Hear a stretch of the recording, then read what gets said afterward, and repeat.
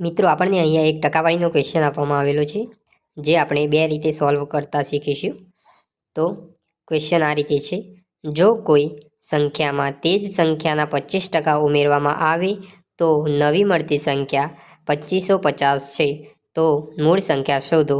તો આ દાખલાને આપણે સૌથી પહેલાં બેઝિક રીતથી ગણતરી કરીશું. તો સૌથી પહેલાં આપણે સંખ્યા ધારીશું 100. ધારો કે તે સંખ્યા 100 છે. હવે જો કોઈ સંખ્યામાં તે જ સંખ્યાના 25% ઉમેરવામાં આવે, એટલા માટે આપણે ધારેલી સંખ્યા 100 છે. હવે 100ના 25% કરીએ તો આપણને જવાબ મળશે 25. હવે આપણે પોતાની સંખ્યા 100 એમાં આપણે 25% ઉમેરીશું તો આપણને નવી સંખ્યા મળશે 125. પરંતુ અહીંયા આપેલી છે નવી સંખ્યા 2550, માટે 125 એ 2550 છે. તો આપણી મૂળ સંખ્યા 100 બરાબર કેટલા થશે?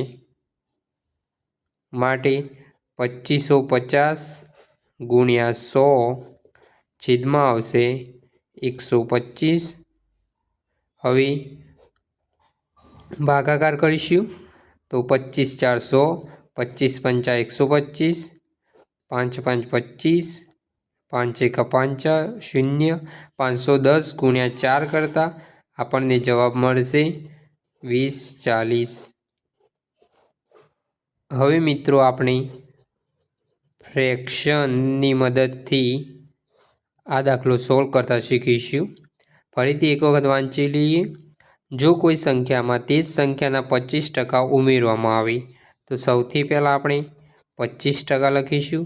હવે 25%ની ફ્રેક્શન વેલ્યુ થશે 1/4. તો 4 એ આપણી મૂળ સંખ્યા થઈ. હવે 25% ઉમેરવાની વાત કરી છે, એટલે 4માં આપણે 1 ઉમેરીશું, એટલે આપણને મળશે નવી સંખ્યા 5. હવે આપણને 25% ઉમેરતા સંખ્યા 5 મળેલી છે. નવી સંખ્યા જે નવી મળતી સંખ્યા 2550 છે. 5 બરાબર 2550 થશે. તો આપણી મૂળ સંખ્યા શોધવાની કહી છે, તો 4 બરાબર કેટલા થશે?